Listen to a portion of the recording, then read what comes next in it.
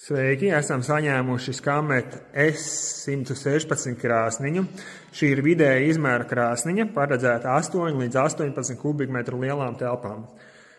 Kas ir īpašs šai krāsniņai, ir tas, ka klients gribēja nerūsējošā tērauda ūdenstvertni labajā pusē, ko esam izvietojuši, un nokrāsot viņu melnu, lai iederētos viņa pirts telpas dizainā.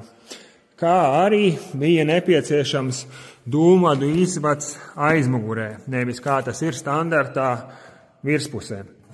Ja nepieciešams dūmvadu izvadu varam arī pagriezt un izvietot šeit. Vēl uzreiz klientam bija nepieciešama akmeņi, un uz tās pašas paletes arī esam atsūtījuši viņam akmeņus.